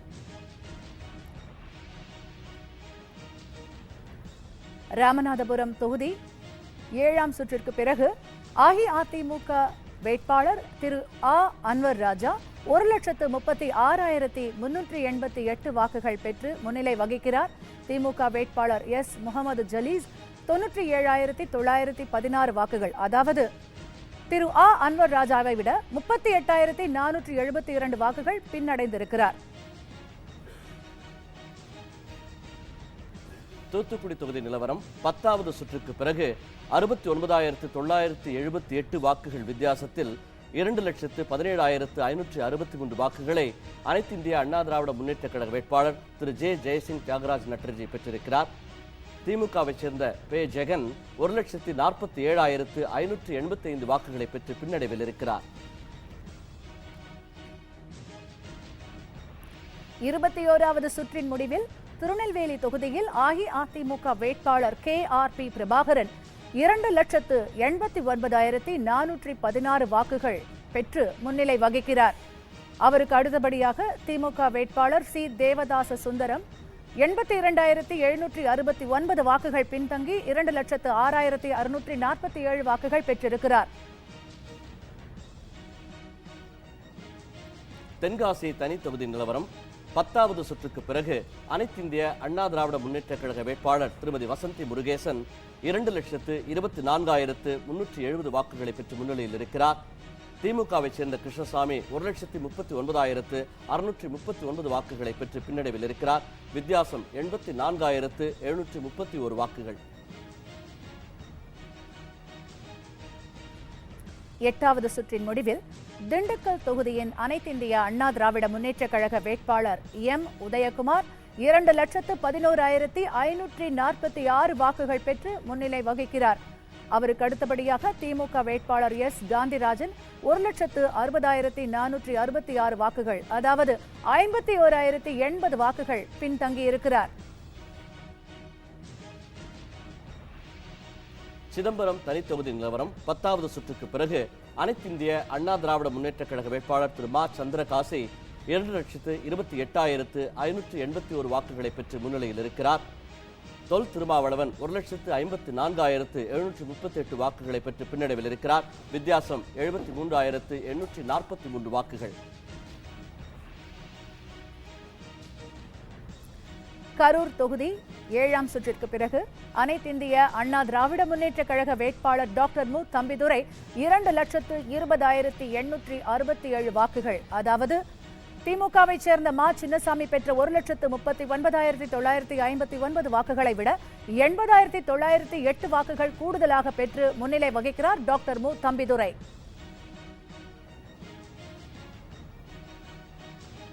திருச்சி தொகுதி நிலவரம் 8வது சுற்றுக்கு பிறகு அனைத்திந்திய அண்ணா திராவிட முன்னேற்ற கழக வேட்பாளர் திரு பா குமார் 2,04,485 வாக்குகளை பெற்று முன்னிலையில் இருக்கிறார். NMU அன்பழகன் திமுகவை சேர்ந்த வேட்பாளர் 1,31,604 வாக்குகளை பெற்று பின்னடைவில் இருக்கிறார். வித்தியாசம் 72,881 வாக்குகள். தொடர்ந்து நாம் முன்னணி நிலவரம் பற்றி தொடர்ந்து நாம் பார்த்தோம். பல தொகுதிகளிலும் 37 தொகுதியில் அஇஅதிமுக தொடர்ந்து முன்னணியில் இருக்கிறது. மொத்தம் 543 தொகுதிகள் இந்திய அளவில். தமிழகத்தை பொறுத்தவரை 39 தொகுதிகள் மற்றும் புதுச்சேரியின் ஒரு தொகுதி, ஆலந்தூர் சட்டமன்ற இடைத்தேர்தல் தொகுதி என அனைத்து தொகுதிகளுக்கும் வாக்கு எண்ணும் பணி இன்று காலை 8 மணிக்கு தொடங்கி நடைபெற்று வருகிறது. மொத்தம் 8,251 வேட்பாளர்கள் இந்தியா முழுவதும் களம் கண்டார்கள். இதில் 668 பெண்கள் களத்தில் இருந்தார்கள். மொத்தம் 66.38% வாக்குகள் இந்திய அளவில் பதிவாகி இருந்தது. அதாவது மொத்தமாக 81,40,00,000 பேர் வாக்களித்திருக்கிறார்கள் இந்த 16வது மக்களவைக்கான தேர்தலில். அது மட்டுமல்லாமல் 981 மையங்களில் வாக்குகள் எண்ணப்பட்டு வருகிறது. தமிழகத்தை பொறுத்தவரை 42 மையங்களில் வாக்குகள் எண்ணப்பட்டு வருகிறது. விருதுநகர் தொகுதியில் மட்டும் 2 இடங்களில், ஒரே தொகுதிக்கு 2 இடங்களில் வாக்குகள் எண்ணப்பட்டு வருகின்றன. ஆலந்தூர் சட்டமன்ற தொகுதிக்கு ஸ்ரீபெரும்புதூர் தொகுதிக்குட்பட்ட ஒரு கல்லூரியில் ஸ்ரீபெரும்புதூர் தொகுதிக்கான நாடாளுமன்ற மக்களவை தொகுதிக்கான வாக்குகள் எண்ணப்படும் அதே இடத்தில் ஆலந்தூர் சட்டமன்ற தொகுதிக்கான வாக்குகளும் எண்ணப்பட்டு வருகின்றன. 10 லட்சத்திற்கும் மேற்பட்ட அரசு ஊழியர்கள் இந்த பணியில் ஈடுபட்டிருக்கிறார்கள். நாடு முழுவதும் மொத்தம் 5 லட்சம் பாதுகாப்பு படையினர் பாதுகாப்பு பணியில் ஈடுபட்டு வருகின்றனர். இந்த நிலையில் நாம் தொடர்ந்து முன்னணி நிலவரம் பற்றி பார்க்கலாம், நமது செய்தியாளர்களிடம் கேட்கலாம். தொடர்ந்து நமது செய்தியாளர் விஜயகுமார் நம்மோடு தொலைபேசி வாயிலாக இணைப்பில் காத்திருக்கிறார். விஜயகுமார், தற்போதைய நிலவரம் என்ன? திருவண்ணாமலை மக்களவை தொகுதிக்கு எத்தனை சுற்று வாக்குகள் எண்ணப்பட்டிருக்கிறது? எத்தனை சுற்று சுற்றுக்கான அதிகாரப்பூர்வ அறிவிப்பு வெளியாகி இருக்கிறது. விளக்கமா சொல்லுங்க சார். காலையிலிருந்து வாக்குமூலம் பணி நடைபெற்று வருகிறது. தற்சமயம் 7 சுற்றுகள் முடிவடைந்தது. 7 சுற்று முடிவில் திமுக வேட்பாளர் அண்ணாதுரை என்பவர் 1,22,550 வாக்குகள் பெற்றிருக்கிறார். அஇஅதிமுக வேட்பாளர் திருமதி ஆர் வனரோஜா அவர்கள் திமுக வேட்பாளரை விட 61,827 வாக்குகள் பெற்று முன்னிலையில் வகித்து வருகிறார். உங்களுடைய தகவல்களுக்கு நன்றி விஜயகுமார். 61,000 வாக்குகள் வித்தியாசத்தில் முன்னிலையில் இருக்கிறார் திருவண்ணாமலையில் அஇஅதிமுக வேட்பாளர் திருமதி ஆர் வனரோஜா. அவரை எதிர்த்து போட்டியிட்ட திமுக வேட்பாளர் திரு CN அண்ணாதுரை 60,000 வாக்குகள் குறைவாக பெற்று பின்தங்கி இருக்கிறார். தொடர்ந்து பேசுவோம். திரு பண்டுட்டி ராமச்சந்திரன் அவர்களே, அதாவது பல முன்னாள் மத்திய அமைச்சர்கள், ஒன்றல்ல இரண்டல்ல சொல்லிக்கொண்டே போகலாம், அந்த அளவிற்கு காங்கிரஸ் தரப்பிலும் சரி திமுக தரப்பிலும் சரி, குறிப்பாக திமுகவின் ஜெகத் ரட்சகன், TR பாலு, காந்தி செல்வன் மற்றும் உள்ள பல பேர் போட்டிட்டு இருந்தாங்க. எல்லாருமே தோல்வியை சந்திச்சிருக்காங்க, மிகப்பெரிய பின்னடைவு சந்திச்சிருக்காங்க. காங்கிரஸ் தரப்பிலும் பார்த்தீங்கன்னா மணிசங்கர் ஐயர், EVK இளங்கோவன் உள்ளிட்ட அவர்களும் முக்கியமான பிரமுகர்களும் பெரிய தோல்வி அடைந்திருக்கிறார்கள். அது மட்டும் இல்லாமல் நிதியமைச்சர் சிதம்பரத்தின் அவருடைய மகன் கார்த்திக் சிதம்பரமும் மிகப்பெரிய தோல்வி அடைந்திருக்கிறார். இது எதை காட்டுகிறது? முக்கியமான முன்பு பதவியில் இருந்தவர்கள் எல்லாம் பெரிய தோல்வி அடைந்திருக்கிறார்கள். இந்த மந்திரியாக இருந்து தோக்கிறதுன்னு இருக்க, அவங்க மந்திரியாக இருந்த பொழுது அந்த அளவுக்கு மோசமாக இருந்திருக்கிறாங்கங்கிறது தான் அர்த்தம். இப்போ நான் 16 வருஷம் மந்திரியாக இருந்தேன். அந்த அடிப்படையில் சொல்கிறேன், மந்திரியாகவே இருந்தால் மட்டும் போகாது, மக்களோடையும் ஒரு தொடர்பு வேணும். இவங்கெல்லாம் ரூட்டே இல்லாத ஆளுங்க, வேறே இல்லாத ஆளுங்க. அங்கே டெல்லியில் போய் சம்பாதிக்கிறத மட்டும்தான் அவங்க பெருசாக நினச்சிக்கிட்டு இருந்தாங்களே ஒழிய, மந்திரி வேலைன்னா அது மக்களுக்காக செய்கிற வேலை அப்படின்னு அவங்க நினைக்கல. ஏன்னா குறைஞ்சபட்சம் சொந்த செல்வாக்கிலையாவது அந்த தொகுதியில் ஜெயிச்சிருக்கலாம். இப்போ உதாரணத்துக்கு முன்னாள் பிரதமர் ராஜீவ்காந்தி படுகொலை செய்யப்பட்ட பொழுது நான் ஒரே ஒரு ஆள் தான் பண்ருட்டி தொகுதியில் ஜெயித்தேன். ஏன்னா அந்த மந்திரியாக இருந்து நம்ம அங்கே பணியாற்றியதுனால. அது கூட இவங்களுக்கு இல்லை. நிற்கிறதுக்கே தைரியம் இல்லாத நிதியமைச்சர் சிதம்பரம் அவன் பிள்ளைய வச்சு இந்த குரங்கு குட்டியை வச்சு சூடு பார்க்குற மாதிரி பார்க்குறான்னா இவங்கெல்லாம் கட்சியில் இருக்கிறதுக்கே லாயக்கா. ஆகையினால இன்னும் சொல்லப்போனால் இந்த எலெக்ஷனை பொறுத்த வரையில் நம்ம மாண்புமிகு முதல்வர் அவர்கள் சொன்னதை போல் இது இங்கே மோடி அலை இல்லை, இங்கே அம்மா அலை. அவங்க வார்த்தையில் சொல்லப்போனால் லேடி அலை. அதுதான் ஒழி. இங்கே மற்ற கட்சிகளுக்கு இடமே இல்லை. தமிழ்நாட்டு மக்கள் அம்மாவை பயன்படுத்தி எப்படியாவது டெல்லியில் நம்ம அதிகாரத்தை கைப்பற்றணுங்கிற அந்த ஒரு குறிக்கோளோட எல்லா மக்களுமே சேர்ந்து நம்ம ஒரு 40 தொகுதி அவங்களுக்கு இந்த நேரம் நம்ம கொடுத்தா நல்லது, இந்த வாய்ப்பை பயன்படுத்தணும் அப்படிங்கிற மாதிரி ஒரு மனநிலைக்கு வந்துட்டாங்க. மற்ற கட்சிகளை பற்றி அதனால் தமிழ்நாட்டில் கவலைப்படவே இல்லை. நிச்சயமா தொடர்ந்து பேசலாம் சார். நமது விழுப்புரம் செய்தியாளர் பரணிராஜ் நம்மோடு தொடர்பில் இருக்கிறார். வணக்கம் பரணிராஜ். விழுப்புரம் தொகுதியை பொறுத்தவரையும் தற்போது நிலவரம் என்ன? வாக்கு எண்ணிக்கை, முன்னணி நிலவரம் பற்றி சொல்லுங்க. வணக்கம் சார். விழுப்புரம் தனி மக்களவை தொகுதியை பொறுத்த வரைக்கும் 7 சுற்றுக்கள் இதுவரை முடிந்திருக்கிறது. 7வது சுற்று இறுதி வாக்கு எண்ணிக்கை இறுதியில் 1,69,517 வாக்குகளை அஇஅதிமுக வேட்பாளர் திரு S. ராஜேந்திரன் பெற்றிருக்கிறார். இதே போல திமுக வேட்பாளர் 1,06,531 வாக்குகளை பெற்றிருக்கிறார். இதுவரை சராசரியாக 62,986 வாக்குகள் அதிகம் பெற்று அஇஅதிமுக வேட்பாளர் திரு S. ராஜேந்திரன் முன்னிலையில் இருக்கிறார் சார். இங்க வாக்கு எண்ணிக்கை விறுவிறுப்பாக நடைபெற்று வருகிறது. இதுவரை 7 சுற்றுக்கள் முடிவடைந்திருக்கிறது. தற்போது உணவு இடைவேளை விடப்பட்டிருக்கிறது சார். பரணிராஜ், எத்தனை சுற்றுக்கள் இருக்கிறது? எவ்வளவு நேரமாகும் மொத்த வாக்கு எண்ணிக்கை முடித்து ரிசல்ட் அனௌன்ஸ் பண்றதுக்கு இன்னும் எவ்வளவு சுற்றுகள் இருக்கிறது? மொத்தம் விழுப்புரம் மக்களவை தொகுதியில் 21 சுற்றுக்கள் நடக்க இருக்கிறது சார். இப்ப இது வரைக்கும் 7 சுற்றுக்கள் தான் முடிவடைந்திருக்கிறது. மீது சுற்றுக்கள் தொடர்ந்து உணவு இடைவேளைக்கு பிறகு தொடர்ந்து நடைபெற இருக்கிறது. எப்படியும் இரவு வரை ஆகிவிடும் என தெரிகிறது சார். இறுதி நிலவரம் தெரிய தொடர்ந்து பேசுவோம். நன்றி. திரு ஷேக் தாவூத், அதாவது 7 சுற்றுகள் தான் முடிந்திருக்கிறது. இதிலே அதிக வாக்குகள் வித்தியாசத்தில் அஇஅதிமுக தொடர்ந்து முன்னிலையில் வந்து கொண்டிருக்கிறது. இன்னும் பல சுற்றுக்கள் இருக்கிறது. 10க்கும் மேற்பட்ட சுற்றுகள் இருக்கிற இடங்கள் நிறைய இருக்கு. எப்படி அமையும் நினைக்கிறீங்க? இந்த போக்கு எப்படி அமையும் நினைக்கிறீங்க? கண்டிப்பாக லட்சத்துக்கு மேலே தான் ஒவ்வொரு அஇஅதிமுகவுடைய வேட்பாளர்களும் கணிசமான வாக்கு வித்தியாசத்தில் தான் ஜெயிப்பாங்க. என்ன காரணம் அப்படின்னு கேட்டிங்கன்னா, திரும்ப திரும்ப சொன்னாலுமே அம்மா அவர்களுடைய திட்டங்களும் செயல்பாடும் தான் காரணம். அதுக்கு ஒரே ஒரு இதைத்தான் நான் திரும்ப திரும்ப பார்க்க முடிஞ்சது எல்லா பக்கத்துலேயும். தமிழகத்தில் இது மாதிரி ஒரு அரசியல் தலைவர்கள் வந்து இதுவரையும் உருவாகலை. இதுவரைக்கும் உருவான அரசியல் தலைவர்கள் எல்லாமே அரசியல் செய்யக்கூடிய தலைவர்கள், மக்களை பற்றி சிந்திக்காத தலைவர்கள். ஆனால் ஒரே ஒரு தலைவி, மாண்புமிகு தமிழக முதல்வர் புரட்சி தலைவி அம்மா மாத்திரம்தான் மக்களை பற்றி சிந்திக்கக்கூடியவங்க, மக்களுக்காக செயல்படக்கூடியவங்க. இந்த தேர்தலில் 40 தொகுதியிலும் சுற்றுப்பயணம் பண்ணி மக்களை பார்க்கும்போது அம்மாவுடைய ஒவ்வொரு செல்வாக்கும் ஒவ்வொரு தொகுதியிலையும் எனக்கு தெரிஞ்சது 40மே வெற்றி பெறும், 40மே முழுமையாக வெற்றி பெறும். தமிழகமே, அதாவது வேற கட்சிக்கு இங்கே வேலையே இல்லை, இனிமே வந்து அம்மா மாத்திரம் போதும், அவங்க மாத்திரம் இந்த நாட்டை காப்பாற்ற முடியுங்கிற எண்ணம் மக்களுக்கு வந்திருக்கு. அதுக்கு காரணம் என்ன அப்படின்னு சொன்னால், முன்னால் ஆண்டவர்கள்லாம் செஞ்ச கோமாளித்தனமும் கொள்ளையடித்ததும் மக்கள் சொத்தை அதிகமாக சேர்த்ததும் மக்களுக்கு தெளிவாக தெரிஞ்சிருக்கு. அதுக்கும் போக முன்ன மாதிரி இப்போ மக்கள் இல்லை. எல்லாருடைய வரவேற்பு அறையிலையும் டிவி இருக்குது. பேப்பரை வாங்கி படித்து தான் அரசியல் தெரிஞ்சுக்கணுங்கிற அவசியம் இல்லை.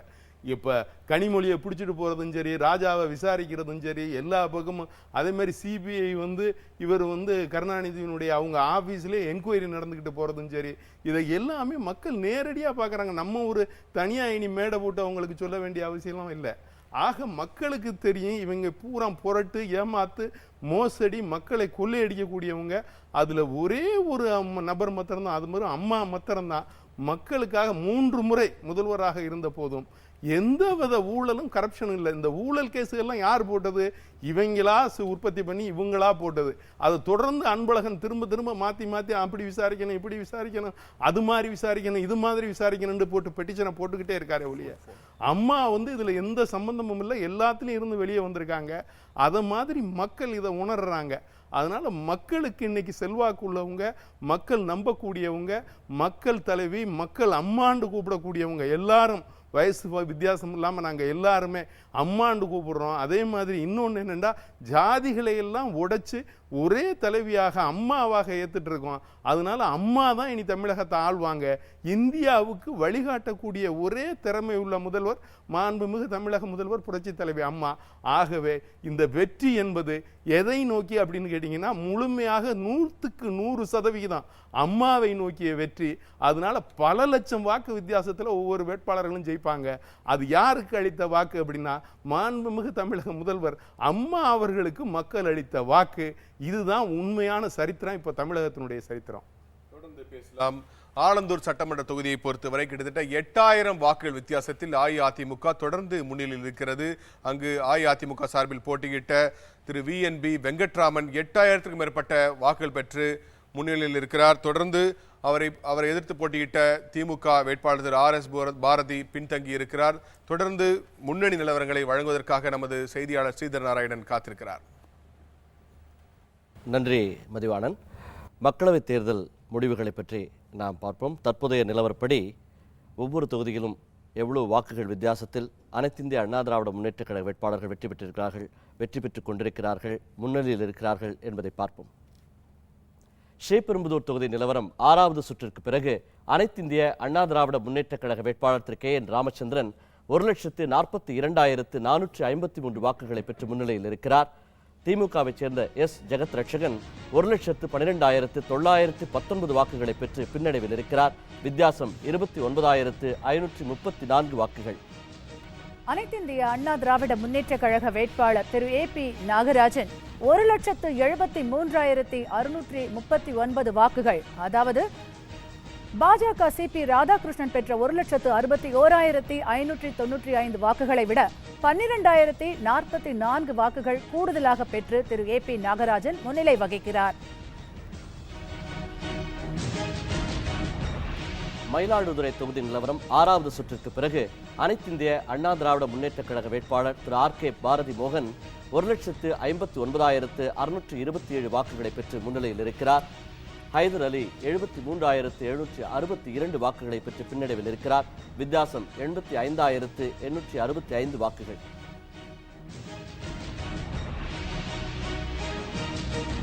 ஒன்பதாவது சுற்றின் முடிவில் மத்திய சென்னை தொகுதியில் அனைத்திந்திய அண்ணா திராவிட முன்னேற்ற கழக வேட்பாளர் திரு SR விஜயகுமார் 2,08,200 வாக்குகள் பெற்று முன்னிலை வகிக்கிறார். அவருக்கு பிறகு திமுக வேட்பாளர் தயாநிதி மாறன் 1,84,216 வாக்குகள், அதாவது கிட்டத்தட்ட 23,984 வாக்குகள் பின்தங்கி இருக்கிறார் தயாநிதி மாறன். நாகப்பட்டினம் தனித்தொகுதி நிலவரம் 15வது சுற்றுக்கு பிறகு அனைத்திந்திய அண்ணா திராவிட முன்னேற்றக் கழக வேட்பாளர் திரு கே கோபால் 3,77,856 வாக்குகளை பெற்று முன்னிலையில் இருக்கிறார். திமுகவைச் சேர்ந்த AKS விஜயன் 2,80,227 வாக்குகளை பெற்று பின்னடைவில் இருக்கிறார். வித்தியாசம் 97,629 வாக்குகள். தஞ்சாவூர் தொகுதி 11ஆம் சுற்றிற்கு பிறகு அனைத்திந்திய அண்ணா திராவிட முன்னேற்றக் கழக வேட்பாளர் திரு கு பரசுராமன் 3,16,986 வாக்குகள் பெற்று முன்னிலை வகிக்கிறார். திமுகவைச் சேர்ந்த TR பாலு அவரை விட 94,067 வாக்குகள் பின்தங்கி 2,22,919 வாக்குகள் பெற்று பின்னடைவடைந்திருக்கிறார். மதுரை தொகுதி நிலவரம் 11வது சுற்றுக்கு பிறகு அனைத்திந்திய அண்ணா திராவிட முன்னேற்றக் கழக வேட்பாளர் திரு இரா கோபாலகிருஷ்ணன் 2,81,373 வாக்குகளை பெற்று முன்னிலையில் இருக்கிறார். திமுகவைச் சேர்ந்த வ வேலுச்சாமி 1,60,103 வாக்குகளை பெற்று பின்னடைவில் இருக்கிறார். இவர்களுக்குள்ள வித்தியாசம் 1,21,270 வாக்குகள். சிதம்பரம் தனி தொகுதி 12வது சுற்றிற்கு பிறகு அனைத்திந்திய அண்ணா திராவிட முன்னேற்றக் கழக வேட்பாளர் திரு மா சந்திரகாசி 2,77,901 வாக்குகள் பெற்று முன்னிலை வகிக்கிறார். தொல் திருமாவளவன் 1,85,829 வாக்குகள், கிட்டத்தட்ட 92,072 வாக்குகள் பின்தங்கியிருக்கிறார். திண்டுக்கல் தொகுதி நிலவரம் 9வது சுற்றுக்கு பிறகு அனைத்திந்திய அண்ணா திராவிட முன்னேற்றக் கழக வேட்பாளர் திரு எம் உதயகுமார் 2,38,902 வாக்குகளை பெற்று முன்னிலையில் இருக்கிறார். எஸ் காந்திராஜன் திமுகவைச் சேர்ந்தவர் 1,79,590 வாக்குகளை பெற்று பின்னடைவில் இருக்கிறார். வித்தியாசம் 59,312 வாக்குகள். பொள்ளாச்சி தொகுதி 5ஆம் சுற்றிற்கு பிறகு அனைத்திந்திய அண்ணா திராவிட முன்னேற்றக் கழக வேட்பாளர் திரு சி மகேந்திரன் 1,34,499 வாக்குகள் பெற்று முன்னிலை வகிக்கிறார். தேமுதிக வேட்பாளர் ஈஸ்வரன் 85,591 வாக்குகள் பெற்றிருக்கிறார். சி மகேந்திரனை விட 48,908 வாக்குகள் பின்தங்கியிருக்கிறார். ஈரோடு தொகுதி நிலவரம் 9வது சுற்றுக்கு பிறகு அனைத்திந்திய அண்ணா திராவிட முன்னேற்றக் கழக வேட்பாளர் திரு எஸ் செல்வகுமார சின்னையன் 2,50,858 வாக்குகளை பெற்று முன்னிலையில் இருக்கிறார். கணேசமூர்த்தி 1,36,291 வாக்குகளை பெற்று பின்னடைவில் இருக்கிறார். வித்தியாசம் 1,14,567 வாக்குகள். தேனி தொகுதியில் 6ஆம் சுற்றிற்கு பிறகு அனைத்திந்திய அண்ணா திராவிட முன்னேற்றக் கழக வேட்பாளர் திரு ஆர் பார்த்திபன் 1,80,818 வாக்குகள் பெற்று முன்னிலை வகிக்கிறார். திமுகவைச் சேர்ந்த பொன் முத்துராமலிங்கம் ஆர் பார்த்திபனை விட 1,02,080 வாக்குகள் பின்தங்கி 78,738 வாக்குகள் பெற்றிருக்கிறார். கடலூர் தொகுதி நிலவரம் 10வது சுற்றுக்கு பிறகு அனைத்திந்திய அண்ணா திராவிட முன்னேற்றக் கழக வேட்பாளர் திரு ஆ அருண்மொழித்தேவன் 2,14,480 வாக்குகளை பெற்று முன்னிலையில் இருக்கிறார். திமுகவைச் சேர்ந்த கோ நந்தகோபாலகிருஷ்ணன் 1,22,241 வாக்குகளை பெற்று பின்னடைவில் இருக்கிறார். வித்தியாசம் 92,239 வாக்குகள். தென்காசி தனி தொகுதி நிலவரம் 12வது சுற்றிற்கு பிறகு அனைத்திந்திய அண்ணா திராவிட முன்னேற்றக் கழக வேட்பாளர் திருமதி வசந்தி முருகேசன் 2,67,492 வாக்குகள் பெற்று முன்னிலை பெற்றிருக்கிறார். திமுக வேட்பாளர் கிருஷ்ணசாமி வசந்தி முருகேசனை விட 97,412 வாக்குகள் பின்தங்கி 1,70,080 வாக்குகள் பெற்றிருக்கிறார். மதிவாணன் விவாதத்தை தொடர்வார். நன்றி ஃபாத்திமா மற்றும் திரு ஸ்ரீதர் நாராயணன். தொடர்ந்து பல தொகுதிகளில் 10 சுற்று மட்டுமே முடிந்துள்ள நிலையில் அஇஅதிமுக பல தொகுதிகளில் 1,00,000க்கும் மேற்பட்ட வாக்குகள் வித்தியாசத்தில் முன்னிலை பெற்று வெற்றி முகம் கண்டிருக்கிறது. தொடர்ந்து நாம் திண்டுக்கல் செய்தியாளர் பாலாஜியிடம் பேசுவோம். பாலாஜி, திண்டுக்கல் தொகுதியை பொறுத்தவரை எத்தனை சுற்றுகள் எண்ணப்பட்டிருக்கிறது? தற்போதைய நிலவரம் என்ன? சார் வணக்கம் சார். இப்ப தற்போதைய நிலவரப்படி 9ஆம் சுற்று முடிவு முடிக்கப்பட்டு அதிகாரப்பூர்வமா அதனுடைய முடிவுகள் அறிவிக்கப்பட்டிருக்கு. அந்த 9வது சுற்றுடைய முடிவுப்படி அஇஅதிமுக பெற்றுள்ள மொத்த வாக்கு 2,38,902 வாக்குகள்.